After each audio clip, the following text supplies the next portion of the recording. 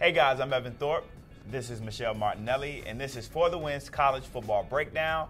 We'll start off by breaking down two of the biggest games from last week, look forward to two big games this week, and then predicting who we have as of right now for our four teams in the college football playoffs. So let's start with that big Big Ten matchup, Ohio State, Penn State. How did Ohio State win this? I actually don't think Ohio State won it as much as Penn State lost it. In the middle of the fourth quarter, Penn State had a 26-14 lead over the Buckeyes, and all they had to do was hang on.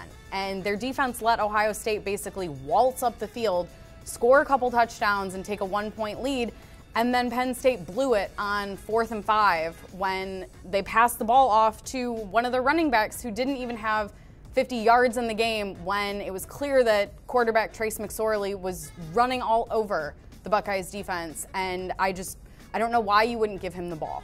Now, is this Ohio State's conference to lose? Yeah, it is. This game was definitely a major test for them, but they certainly can't put on cruise control. Last year, it seemed like they did that. They went out to Iowa and lost by double-digit points to an unranked team, so they can't overlook anybody. Plus, in November, they still have Michigan State and Michigan to deal with, and those are almost always challenging games no matter what, but it is Ohio State's conference to lose. I think another thing we learned from that Ohio State game is Dwayne Haskins will be in that Heisman conversation, but somebody whose name might not be now, Bryce Love for Stanford. I know he was one of your guys for the preseason, but Stanford got manhandled by Notre Dame. How impressive was this Notre Dame win? Honestly, it was I expected it to be maybe a field goal difference kind of game, and Notre Dame came in prepared. Quarterback Ian Book he wasn't the starter at the beginning of the season, but he made you wonder why he wasn't starting at the beginning of the season. He had a lights-out game, 4 touchdowns, almost 300 yards, and basically ran all over Stanford's defense. They couldn't contain him, couldn't stop him, and they're really well-rounded. He had 4 touchdowns to 4 different wide receivers, so he's got a lot of weapons on that team, and they're probably only going to improve. We know Notre Dame doesn't have a conference championship to play in, so how can this team keep their name relevant in that top 4 conversation? They have to keep beating ranked teams, and that includes Virginia Tech this weekend. Virginia Tech's number 24, and certainly not the same caliber as a then top 10 team like Stanford, but because they don't have that conference championship, they need to not just continue to win for the rest of the season and beat ranked opponents, but they need to beat them by a lot. Virginia Tech is probably going to be the last ranked opponent on Notre Dame's schedule, and they can't just win by a touchdown. They've got to win by double digits to bolster their college football playoff argument as much as possible. Speaking of that ranked matchup, what do you see happening in the Notre Dame-Virginia Tech game? I think Notre Dame comes out on top on this one. I think they ride this wave of momentum off of their Stanford win.